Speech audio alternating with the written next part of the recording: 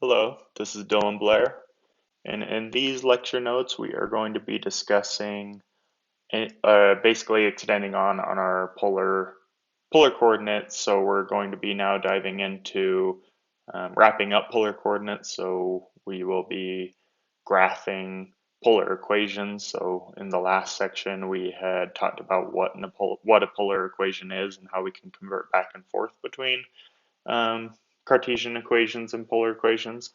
Now we're going to practice actually graphing those. And then we are going to dive into complex numbers for two sections. So we need polar coordinates so that we can perform a lot of computations much more simply with complex numbers. And so complex numbers look something like this. So if you recall,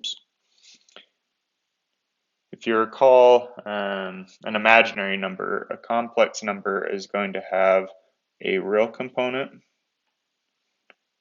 and an imaginary component. So this is your real component, and then this is your pure complex component, okay, which is attached to that imaginary number. Okay, and recalling that an imaginary number is defined just as the square root of -1. Okay.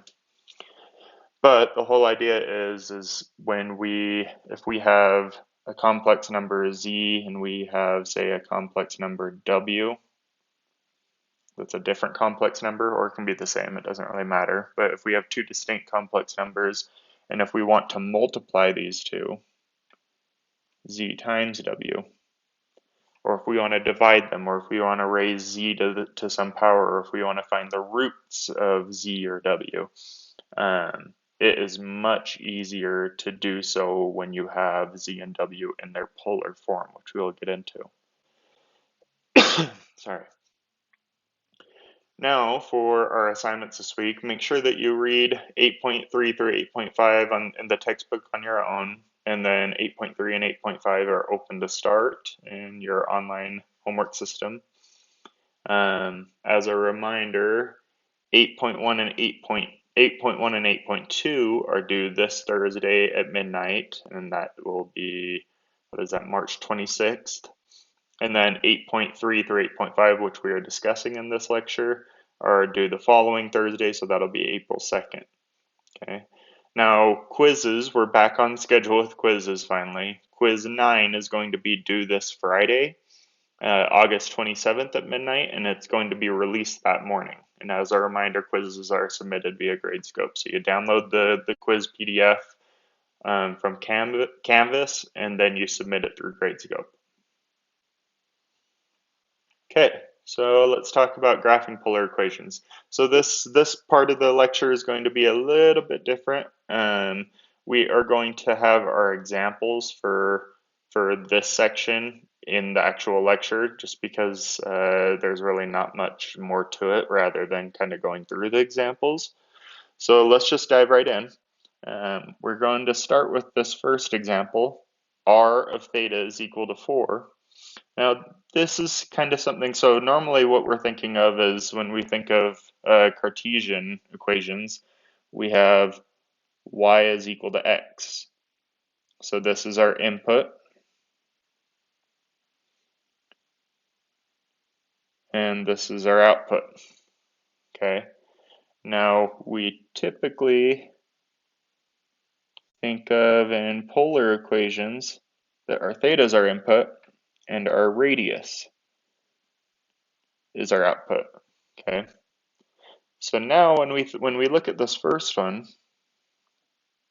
we don't necessarily have an input attached to it, right? We just have r is equal to 4. Well, that's not an issue by any means, because we also run into those in Cartesian coordinates. So when we have y is equal to 1, y is equal to 1 is just this horizontal line, right? This horizontal line at 1. And what that means is that it does not matter what input of x we input into there, we're always going to get an output of 1. Okay? So now that's going to mean something very similarly. So now let's kind of think of inputs and outputs. Let's go back to a t-chart for polar equations so that we can actually plot it out over here. I forgot to put my x and y axes. So with this first example, we have, actually let's keep that arrow up there. If we were to plug in a theta of equaling 0, doesn't matter what theta we plug in, we're going to get a radius of 4. Okay, so if we were to plot that point, we would have, let's actually change colors for plotting this. So 0 and 4. We'd have at an angle of 0, we have a radius of 4. Okay, now if we were to plug in, let's say 45 degrees, again, it does not matter what we plug in, we're still going to get a radius of 4. Okay, so that means that that angle 45 degrees, we're going to get a radius of 4. If we were to do 90 degrees, same thing, radius of 4. If we were to do 180 degrees, radius of 4, 270 degrees, radius of 4, 360 degrees, radius of 4. So we ultimately just end up getting this circle.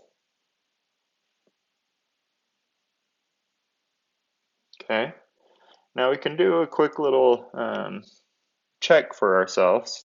And we can say, well, r is being equal to 4, we can convert this to Cartesian coordinates, right? Because we know a circle that is centered at the origin with the radius of 4 should have this form, right?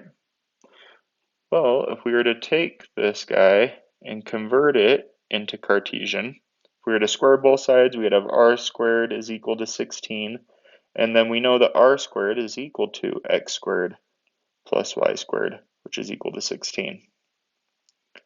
And then we're able to verify that.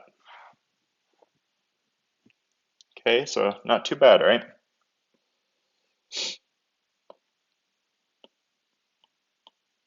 Now, let's go on to this next one.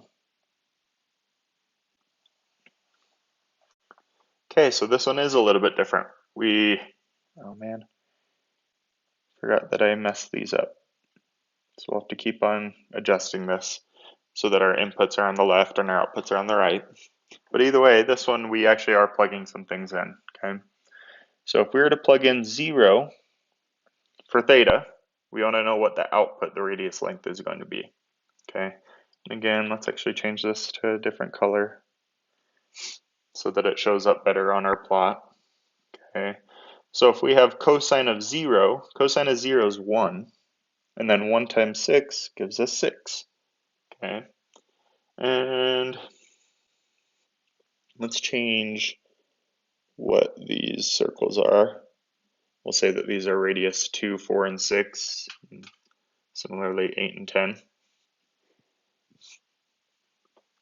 Okay, so at an angle being 0, we're going to have a radius of 6. Okay, now let's do 45 degrees. So if we did 45 degrees, cosine of 45 degrees is square root of 2 over 2. But in order for plotting this, we're going to want to know what that actual number is. So square root of 2 over 2 times 6, we're going to get about 4.2, rounded to the nearest tenth.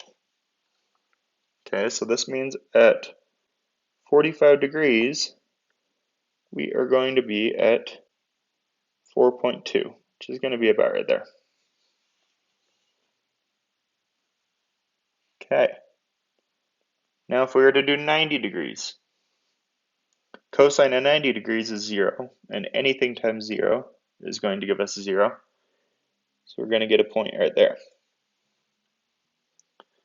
Then if we were to do, let's say,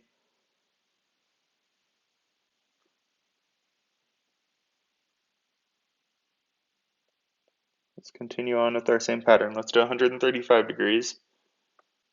And again, this is just going to be negative square root of 2 over 2. So we're going to get a negative 4.2. Okay, so very similar to what we got up here. So that looks like I'm putting a negative sign out front. Okay, so we get a negative 4.2.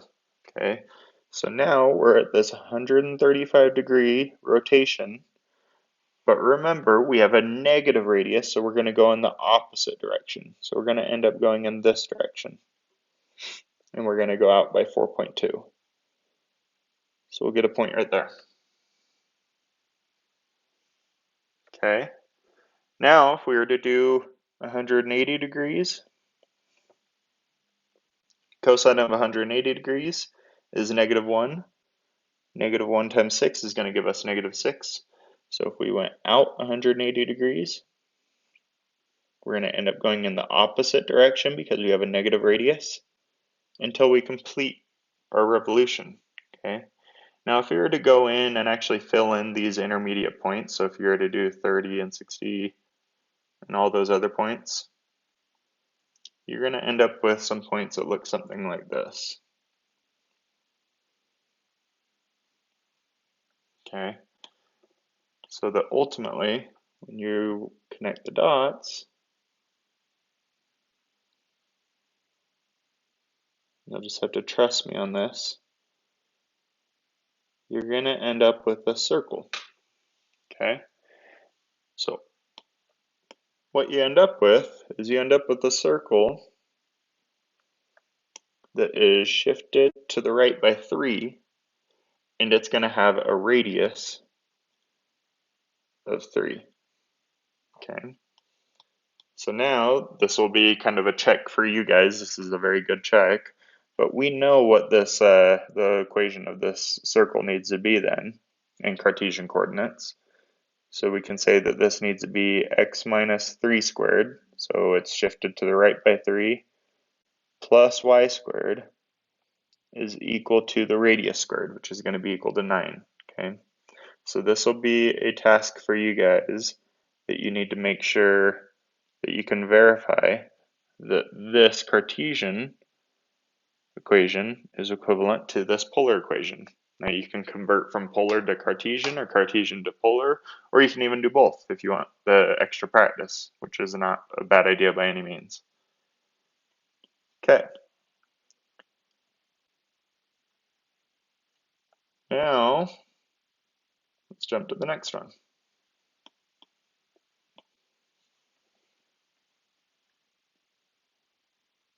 So now this is very similar to the first one. The only difference is that we have a constant input and no output, right? Well, that's kind of like when we look at an equation that looks maybe like x is equal to 3, right? We have an input and no output corresponding to it. Well, if we were to plot this out, we have x and y going out to 3. This means that we just get this vertical line, x is equal to 3, okay? So we're used to seeing this in Cartesian coordinates, and now we're just doing it in polar coordinates, okay? So what this means is that if we were to plug in negative pi fourths, a radius can be anything as an output. So negative pi fourths, we could get a radius of 1. Negative pi fourths, let's say we can get a radius of plus or minus 1, plus or minus 2, and so on and so forth. Okay, so now let's plot these. So this first one, radius is 0. Let's do it in red. Radius is 0. Doesn't really matter, we're just going to get a point. Okay, now at negative pi fourths, so it's going to be down here, we are going to have a radius of 1 for that first guy. Okay, now negative pi fourths and a radius of negative 1, we're just going to go in the opposite direction, right? So we end up with this point. Now negative pi fourths, a radius of 2, we would end up with this point. Radius of negative 2, we just go in the opposite direction. So we get this point. Then we can do it again for 3 and negative 3. And what we ultimately end up getting is just this line. Okay, so now here's another task for you guys, is that you can double check to make sure, because we know that this is a line that is starting at the origin, so it has a 0 y-intercept, and it has a slope of right 1, down 1. So we know that the Cartesian form should be equal to y is equal to negative x. Well, we can show that this y is equal to negative x Cartesian equation is equivalent to this polar equation. Okay, now last example with this stuff.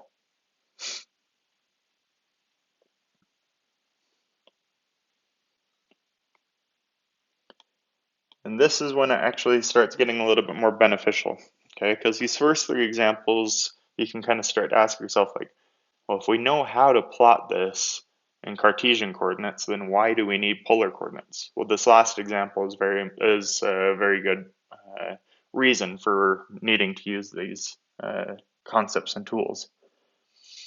Okay, so let's plug in 0. Okay, and we're going to do more points on this one. This one's the more difficult one and the more useful one. Okay, so if we were to plug in 0, sine of 0 is 0. So 4 minus 2 times 0 ends up giving us 4. Okay, so at an angle of 0, we have a radius of 4. Okay, now let's do 30 degrees. Okay, so sine of 30 degrees gives us 1/2. 1/2 times 2 gives us 1. And then 4 minus 1 gives us 3. Okay, so at 30 degrees, we're going to have a radius of 3.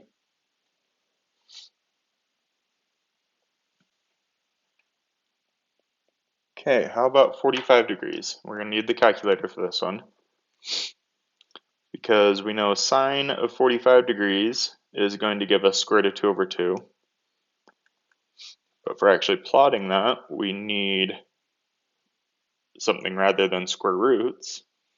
So square root of 2 over 2 times 2, and then 4 minus that answer is going to give us about 2.6 if we round to the nearest tenth. Okay, so this means at 45 degrees, we are going to be at 2.6. So we'll say that that's about 2.5.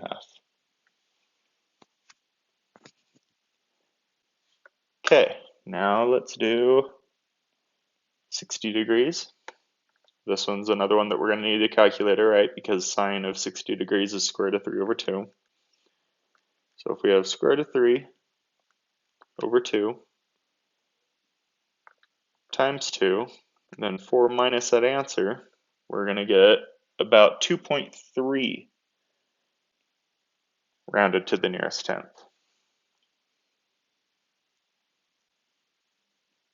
Okay, so 60 degrees will be at about 2.3. Bring it in a little bit.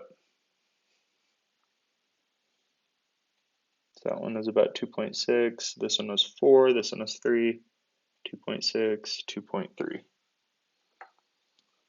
Okay, now 90 degrees. This one's one that we do not need a calculator. So sine of 90 degrees is 1. 1 times 2 gives us 2. 4 minus 2 gives us 2. So at 90 degrees, we're going to be at 2. Okay, now we notice we're not really following a circular pattern anymore. Okay, so let's continue on. Let's add 30 degrees to that. So let's do 120 degrees.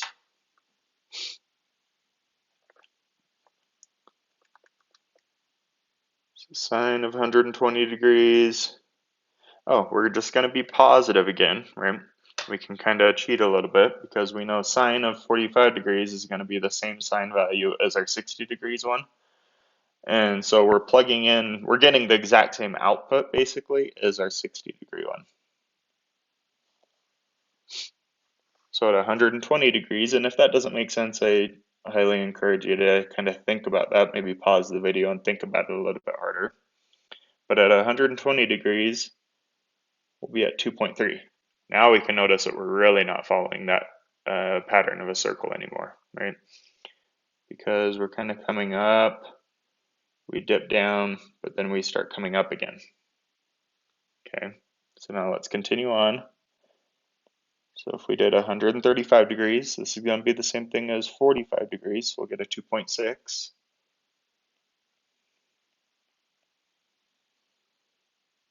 So we can say that that's about right there.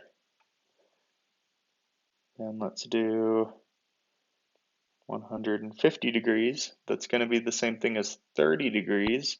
So we're going to get a 3.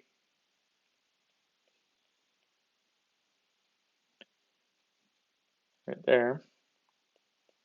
Then 180 degrees is going to be the same thing as 0, right? Because the sine of 0 and sine of 180 degrees are equivalent. So we get a 4. So we get this point right here.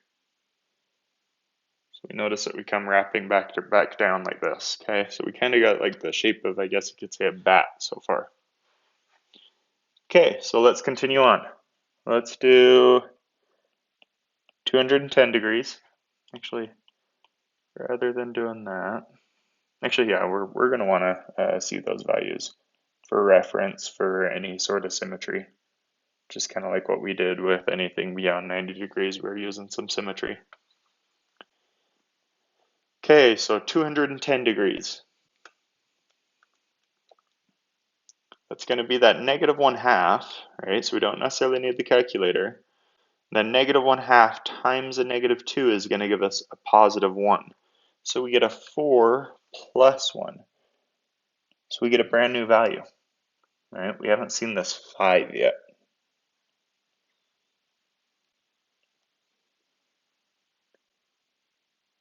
So we end up all the way out here. Now we can do 225 degrees. So that's going to be that square root of 2 over 2. So we'd have 4 minus square root of 2, which is going to be about 2.6. Oh, but we're going to be a negative square root of 2 over 2, right? So that's going to make this a plus. So we'd have 4 plus square root of 2. So we're going to get about 5.4.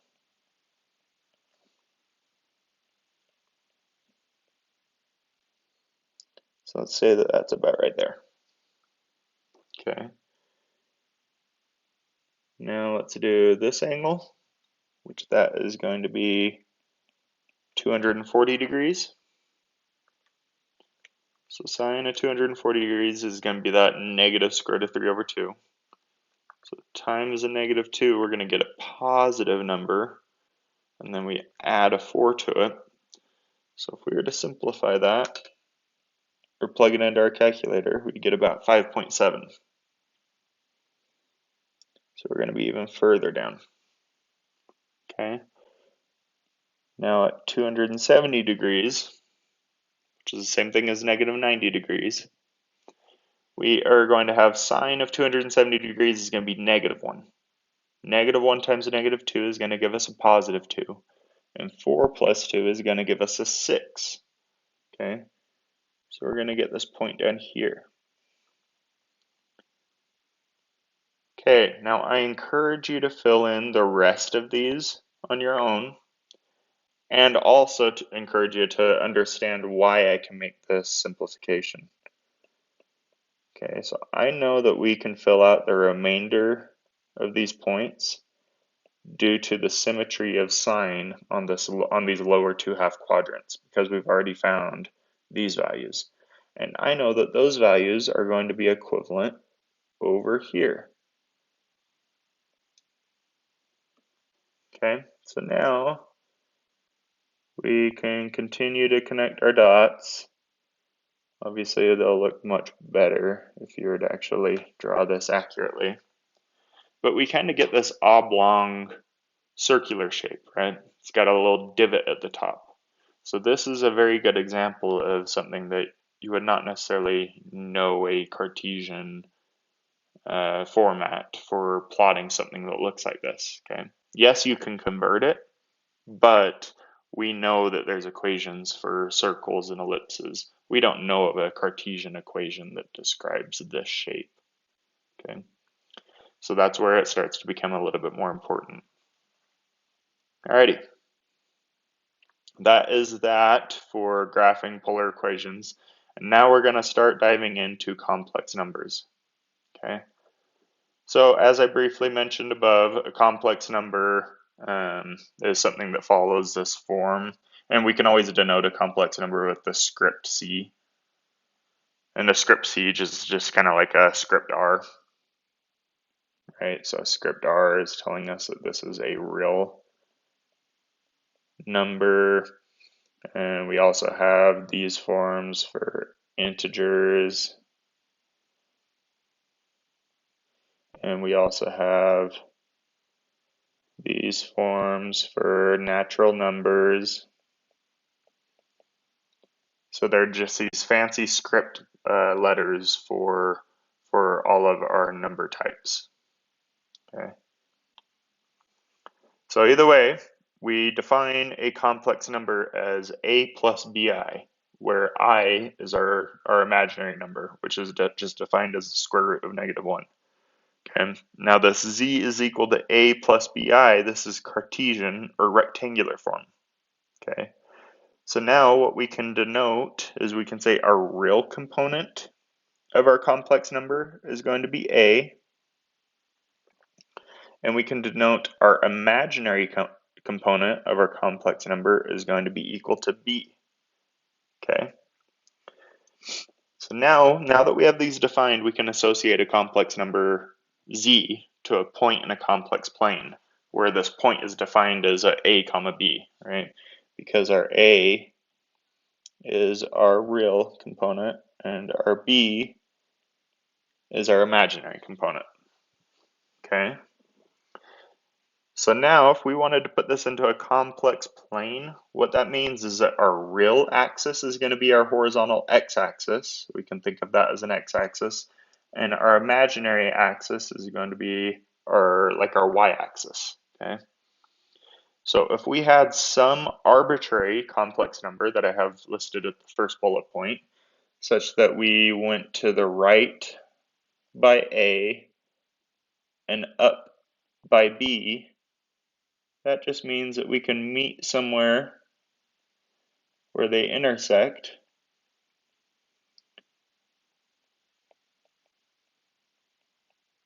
And that is where our complex number z lives, okay, in this complex plane.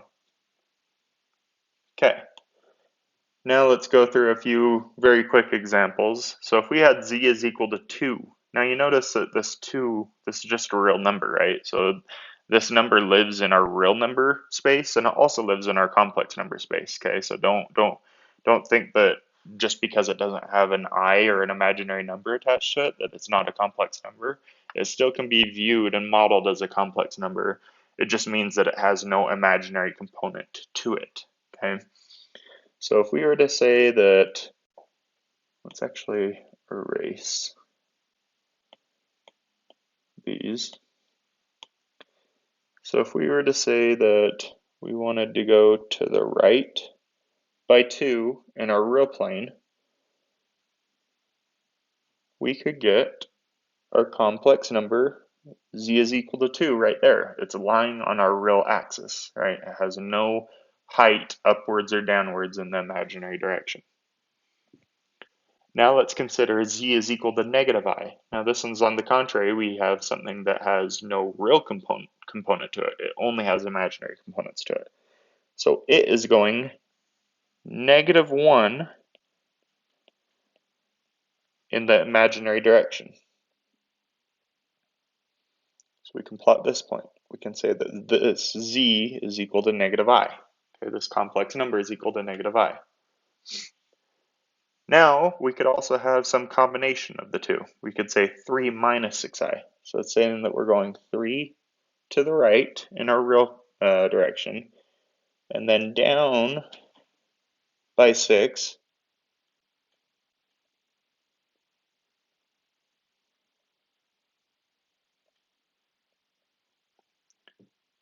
in our imaginary direction.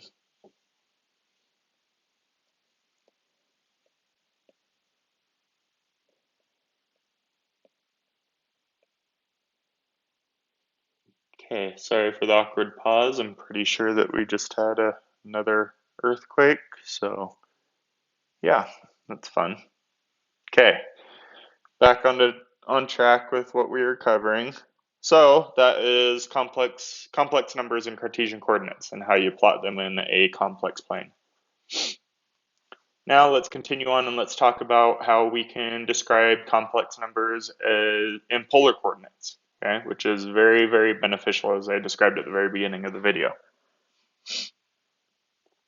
Okay, so now let's talk about just our arbitrary understanding again of some complex number in Cartesian coordinates, a plus bi. Well, we notice that we can just draw some triangle from there. All right, so we can define some angle that's going up to that triangle. We can define maybe some radius. If we're going to be thinking about this in polar coordinates, we might as well start thinking about these lengths to that point as a radius. And that's just the hypotenuse, right? And then we can then start to define everything. So we know this length of this triangle is A, this length of this triangle is B. Okay. Now we have our triangle defined. Now let's define A and B in terms of r and theta. Okay.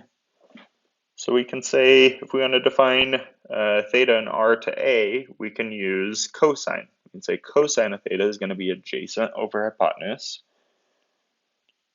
So cosine of theta is going to be A over r.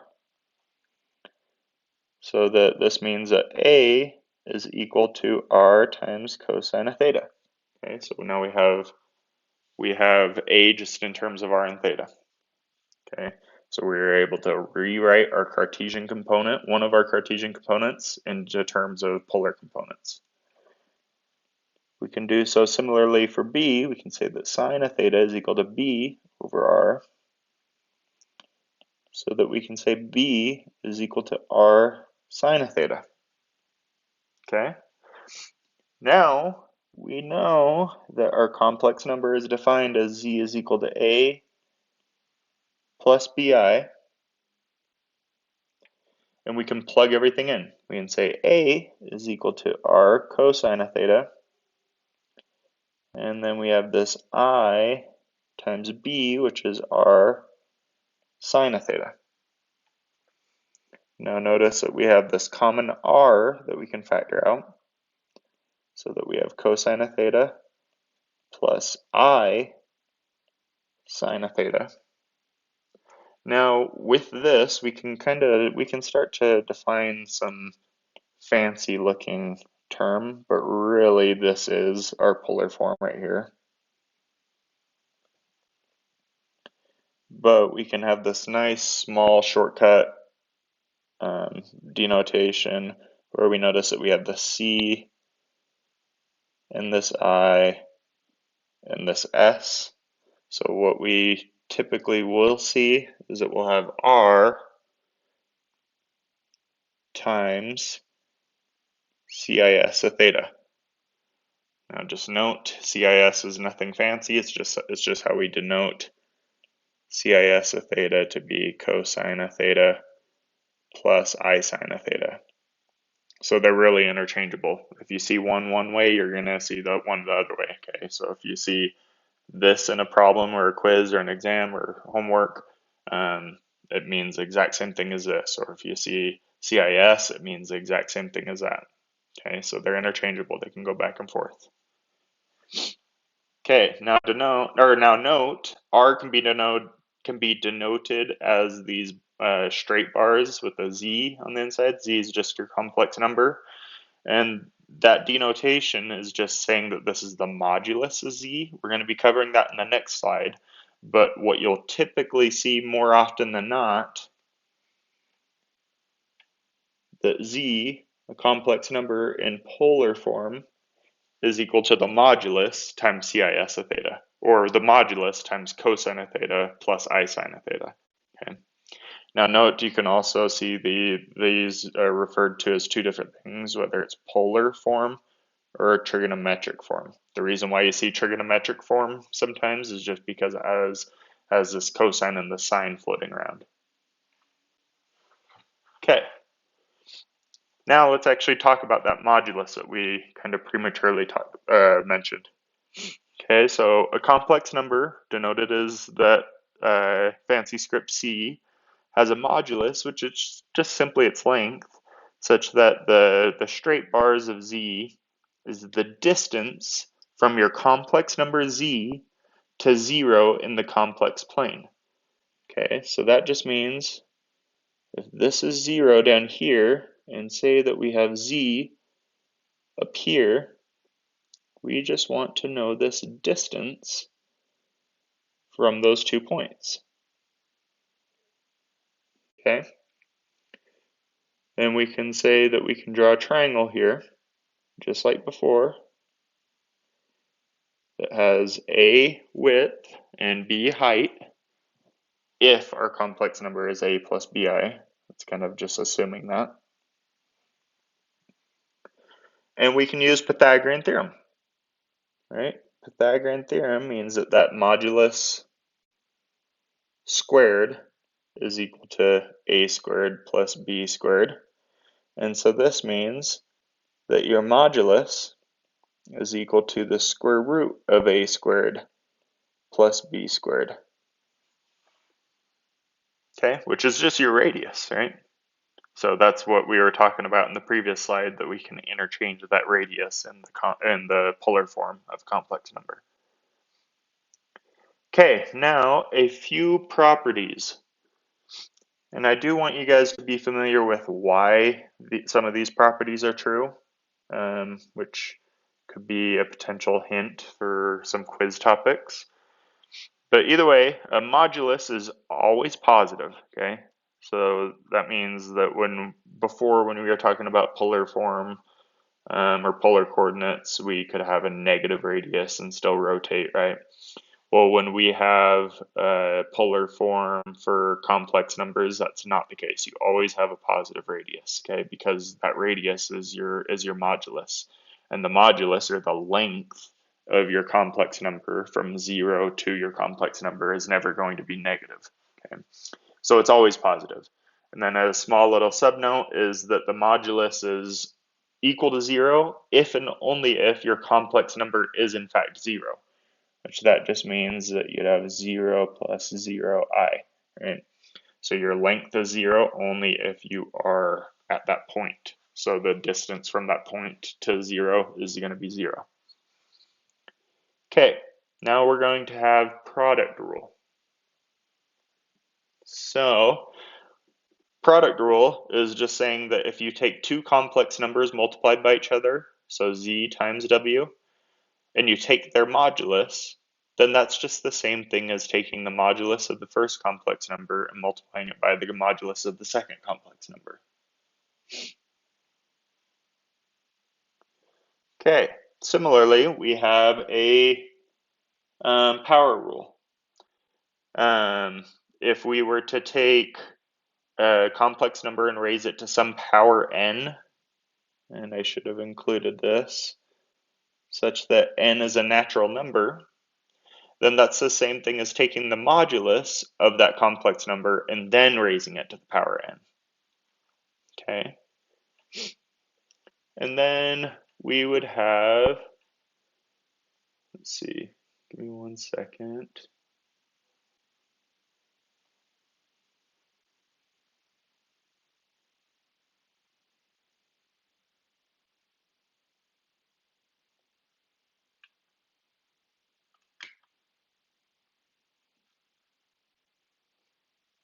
Okay, great, not a big deal. Okay.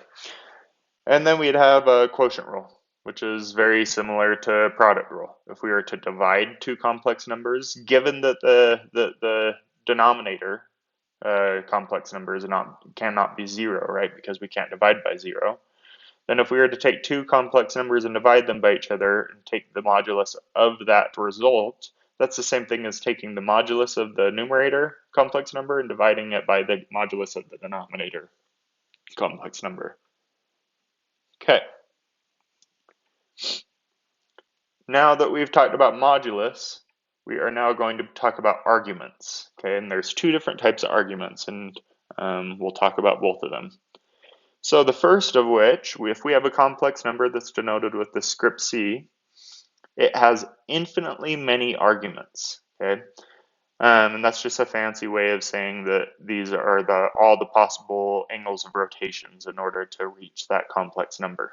Okay, so if we have some complex number up here, a plus bi, means that we're a in the real component, b in our imaginary component.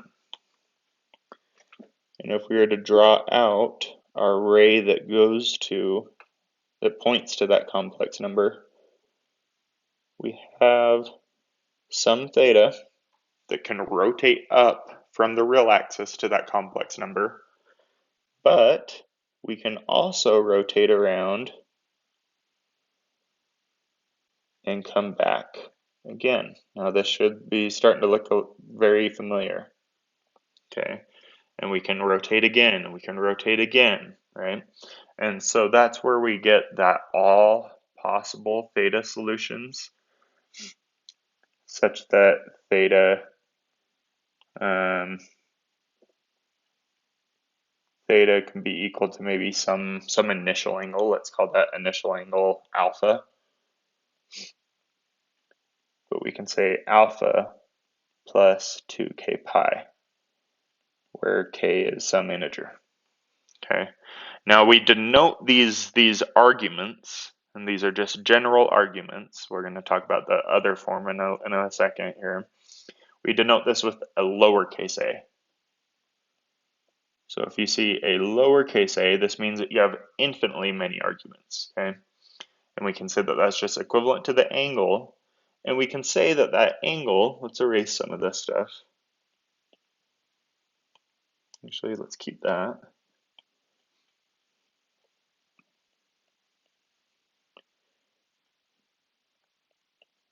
We can relate that angle to our Cartesian components, right?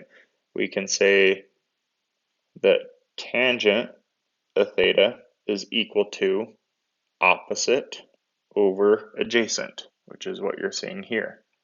Okay, so that's where that tangent of theta is equal to b over a is coming from. And you're also going to be seeing this as, you'll see this a lot in literature, that you'll have imaginary of z over real z. You'll hear a lot of people kind of quickly say that too. They'll say, oh, the argument's just the imaginary over the real.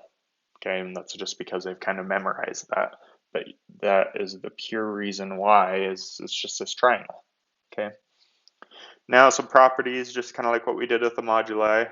And as a side note, because I just recognized that I said that for the first time, a modulus is a singular term. Moduli is a plural term for multiple modulus. Okay. So if we have, and these ones are it's kind of silly that these are denoted as properties, because you can solve all of these. The only one that should really be a property is this last one, and you'll see why here in a second. But either way, you can solve all of these regardless, but either way, we'll go through them. So if we have the real component of a complex number being non-zero, and then this means that our angle theta is going to be contained in all of our arguments, okay? Then this just means that that tangent of theta is equal to our imaginary component over our real component, okay, which is what we had talked about above. Okay, on the contrary, if we have our real component being equal to 0 and we have our imaginary component being positive, so what we're looking at here, and let's do this maybe in blue, we're saying that our real component is 0 and our imaginary component is positive. We're saying that we have to rotate up like this in order to get there, which is just going to be that 90 degrees or our pi halves, right? And then for an argument, it's all possible solutions, so it's pi halves plus 2k pi, for k being an integer. Okay. Now on the contrary again,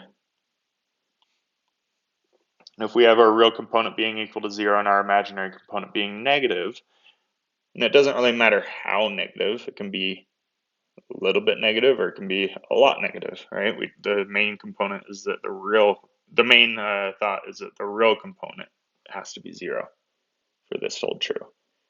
Then we can rotate down to any of these numbers that formulate array by negative pi halves.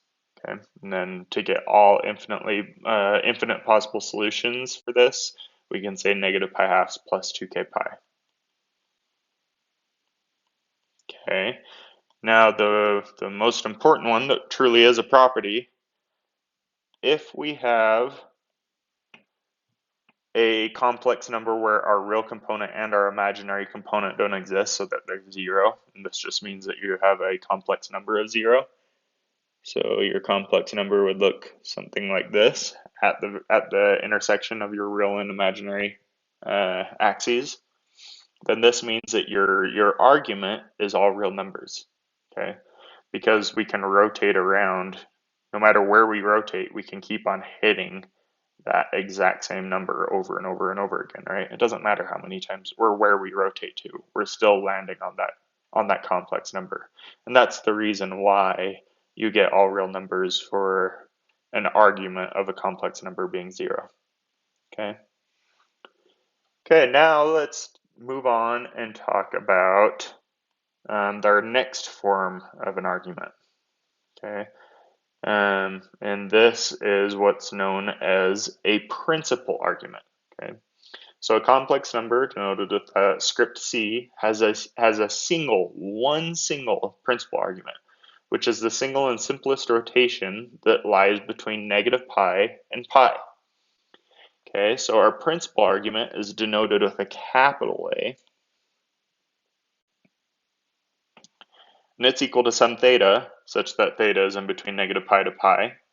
So what that means is that this theta right here that we have drawn, that is our principal argument.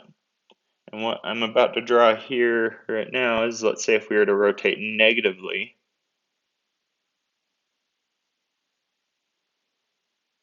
to right there. Yes, that's a argument. Let's call it alpha. But we'll say that this alpha is not equal to your principal argument of this complex number. And why that is because we exceeded the rotation of negative pi, right? And we didn't want to go beyond negative pi, okay?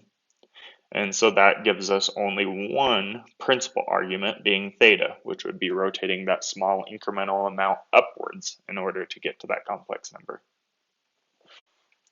Okay, and hopefully you guys kind of see the relationship of inverse trigonometry there. Our inverse trigonometry, we were used to kind of being constrained on some certain boundaries, and here again we are constrained on boundaries. Okay, now to our last section of chapter 8, 8.5. This is just a bunch of operations on complex numbers, and note that you're going to want to be in polar form for these, okay? So, given that we have two complex numbers, z and w, and I also have their polar equivalent as well, so the modulus z, CIS of alpha, and the modulus of w, CIS of beta. The question is, how do we multiply, divide, and raise some power to these complex numbers? Okay. So now, I'm going to go through one proof with you. If we were to do z times w, and note that the other two are very beneficial for you guys to do on your own time, such as possibly being a quiz question, okay? But if we were to say that this is z CIS of alpha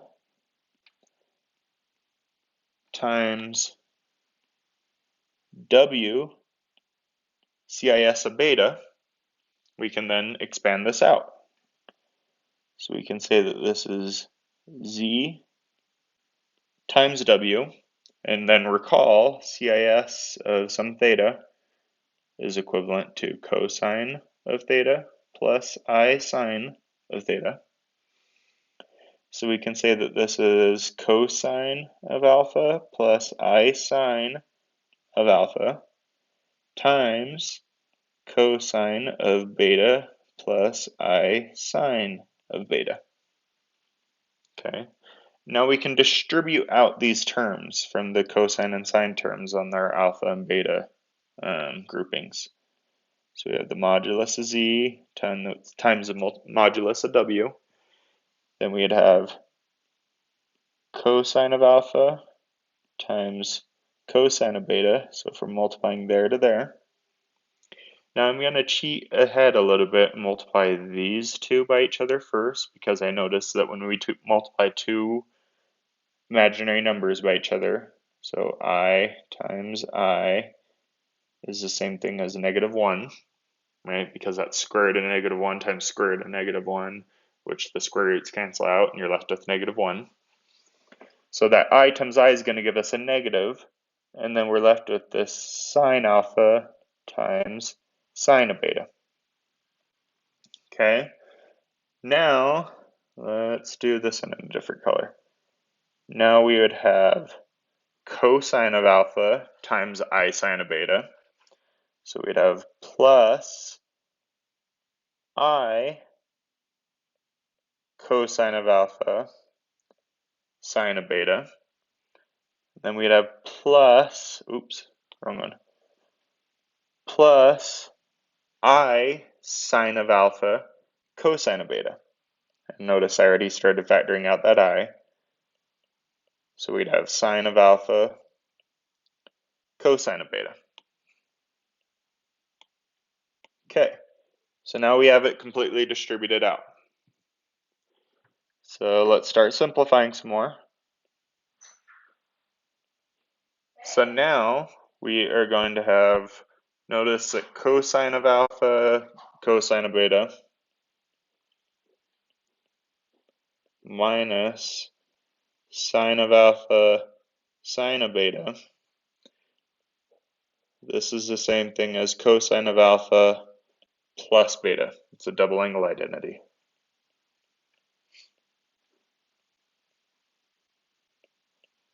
Okay, so those are arising again. So let's write those down. Then we are also going to have this cosine of alpha sine of beta plus sine of alpha cosine of beta. Well, that's a double angle identity for sine. Or not double angle, sum and difference, sorry. But either way, hopefully you caught that.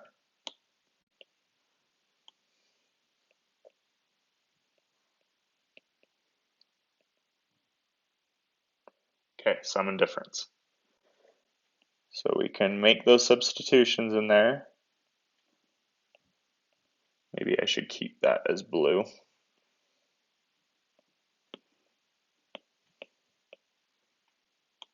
Okay. Now, what we are going to notice is that we have this C, I, S term again. Okay, so that we can ultimately say that this is equal to Z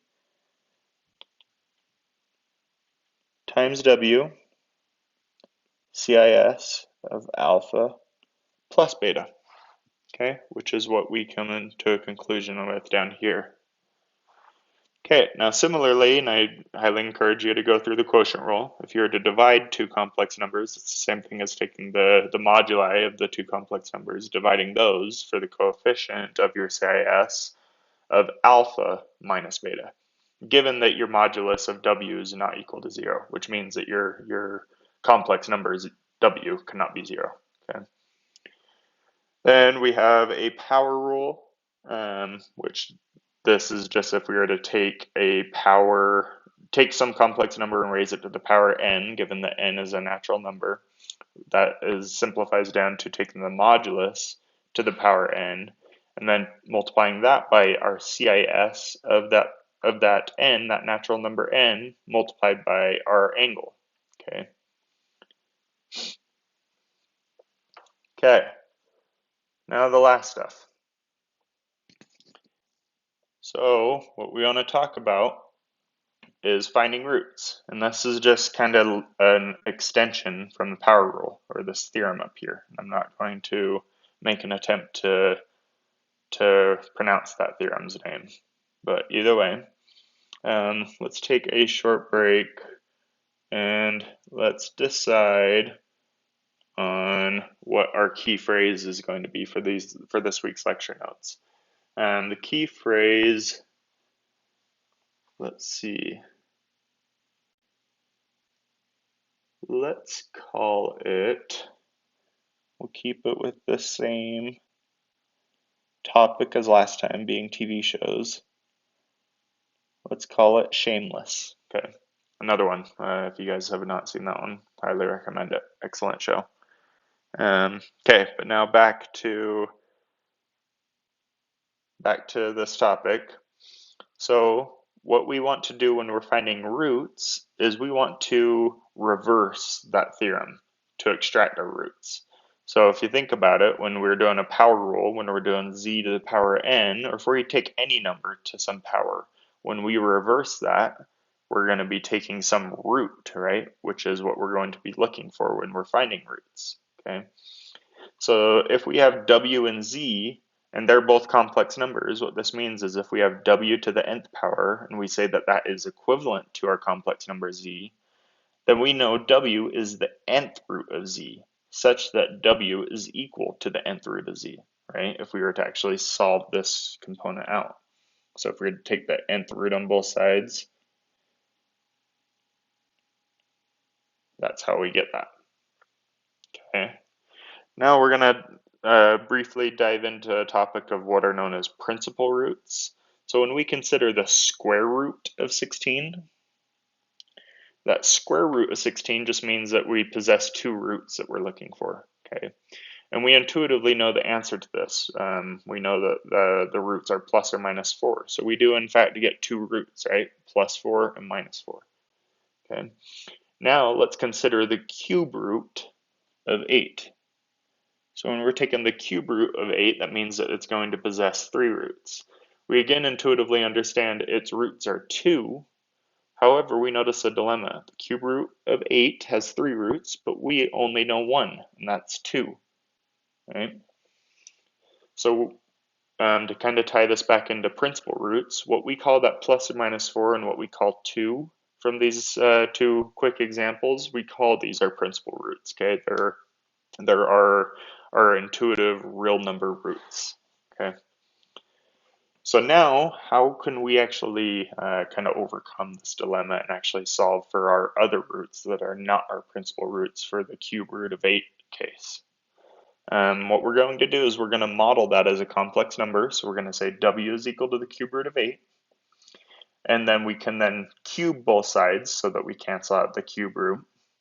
So that we can say w cubed minus 8 is equal to 0 after we rearrange.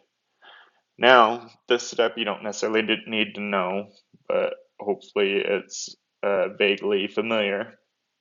When you do cubic factoring of w cubed minus 8, you can factor that out to be w minus 2 quantity multiplied by w squared plus 2w plus 4 quantity is equal to 0. Okay. Now, our first possibility is setting this w minus 2 is equal to 0 so that we get w is equal to 2. Okay, so that's our first possibility, which is our principal root. All right, and we can denote that some w naught. We can say that's our 0th root, which is equal to 2, and this would just be this 2 CIS is 0. That would be in polar form. And if that doesn't quite make sense to you why that's polar form for this complex number 2, then I highly suggest to pause the video and work through that. Okay. Then to find our first and second root, our last two roots, we can use quadratic formula. Okay, so that's just taking this w squared plus 2w plus 4, and we're solving for the roots, right? So we use quadratic formula for that, so that we could get negative 2 plus or minus square root of 4 minus 16 all over 2.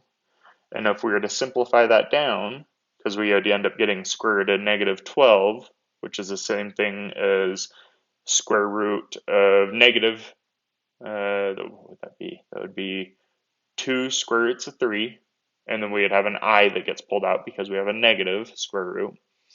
And then these 2's are going to end up canceling out, so that we ultimately get negative 1 plus or minus I square roots of 3. Therefore, what this means our other possible roots are w sub 1 being negative 1 plus I square roots of 3, and w sub 2 is equal to negative 1 minus I square roots of 3. Okay. Now these are our other roots, which are not our principal roots. Our principal root was 2, and these are our other two possible roots. Okay. So now what that means is that when we look at just our complex number, let's say our complex number is 8 over here, 8 is equal to z, then we can say its roots are going to be 2, so w naught. Then we can say right there, and we can say right here, w1 and w2. Those are the three roots to the number 8. Okay, so the cube root of 8 is going to be these three complex numbers. Okay, now note, you don't need to know this right now, and if you've already went ahead and tried to make sense of it yourself of why these complex, or why these polar forms are equivalent to the Cartesian forms, good for you, but that's just a side note. You can convert those, because in the next slide we're going to talk about how we can actually solve for these roots in a simpler way than this kind of problem solving technique. We actually model the number as a complex number. So we actually want to get a consolidated formula that we can use in order to solve for roots from here on out. So coming up with this formula, we actually want what I've underlined in blue, these polar formed roots, as basically comparison points. Okay. So again, we're going to model our cube root of 8 as a complex number. So w is equal to cube root of 8 means that w cubed is equal to 8. Okay.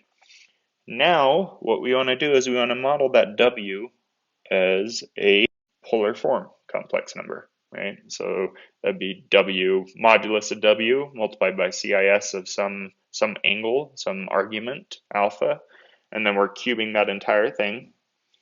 And then we would take the modulus of 8 times CIS of 0 plus 2k pi. Okay, so now the left and right hand sides of w cubed is equal to 8 is now in polar form.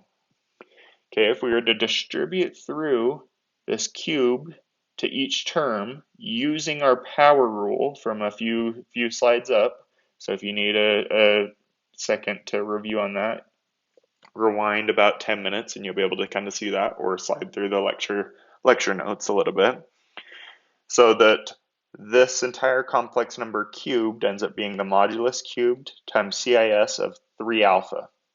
Okay, and we did nothing to the right hand side. Okay, so now what we want to do is we want to solve for what our modulus is, and as well as what our alpha is. Okay, so our modulus, this leading coefficient right here, is going to be equal to 8. So the modulus cubed is going to be equal to 8. So when we take the cube root of each side, which is going to be the principal cube root of each side, we would get the modulus to be equal to 2. Okay. Then when we solve for alpha, so we're looking at these guys, we want CIS of 3 alpha to be equal to CIS of 0 plus 2k pi. And so we just want the insides to match. So 3 alpha needs to be equal to 0 plus 2k pi. So this means that alpha, when we divide by 3 all the way across, this means that alpha is equal to 0 plus 2k pi thirds. Right? So therefore, what this means is that we can solve for our roots, okay? And we're going to call these WKs. Our WKs are the roots for our modulus, or for our complex number modulus WCIS of alpha. And what we do is we just need to simply plug in integer values of k. Okay, so we're going to be plugging in k is equal to 0, 1, and 2. So when we plug in k is equal to 0 into this form, let's write it down. Let's say that w sub k is equal to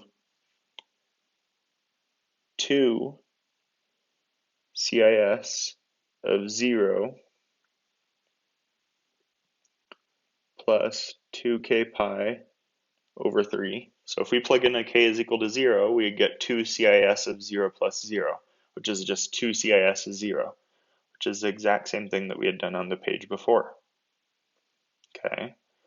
Now for our second root, we're going to be taking 2 CIS of 0 plus, we're plugging in a k is equal to 1, so 0 plus 2 pi thirds. So we get 2 CIS of 2 pi thirds, which is the exact same thing that we found on for this complex number, or this root up here. Okay. Now lastly, we can plug in k is equal to 2, so we get 0 plus 2 times 2, which is 4, so we get 4 pi thirds. So 2 CIS of 4 pi thirds, so that we would lastly get our last root right here. Okay. Now we can consolidate this down such that if our complex number is non-zero and our complex number can be modeled in this polar form, then for n being a natural number, our complex number has n distinct nth roots. Okay, and we denote these as w sub 0, which is how we found it up here, w sub 1 we had found up here, and w sub n minus 1, which we had found up here, right? Because we found 3 roots and this n minus 1, so if n was equal to 3 for 3 roots, then our last root is going to be equal to n minus 1, which is going to be 2, right? We're finding that w2th root. Okay, then we can consolidate this down into a nice proper form such that we can find w sub k to be the nth root of our modulus times CIS of our angle, or original argument, divided by n, plus 2k pi divided by n. Now let's relate this back up to here, how we did this. So we said that our theta, our original argument, was 0, and we divided it by 3 because we wanted 3 roots, right? We also said that this 2, the modulus of our complex number was 8, right? And we took the cube root of 8 in order to get that 2. So that's how we used this part of the formula. And then we took 2k pi and we divided it by that 3. Okay, because we wanted 3 roots. Okay, and then we just simply plugged in different values of k until we were able to finalize our solution. Okay, and that is it for these lecture notes. Make sure you tune in for the examples that are also going to be in separate videos. As a quick reminder, the key phrase is shameless. Excellent show if you haven't seen it. It's on Netflix. Either way, stay safe and have a good week, guys. Be sure to tune in to Offstars if you have any additional questions. Either way, I will see you guys in the next video.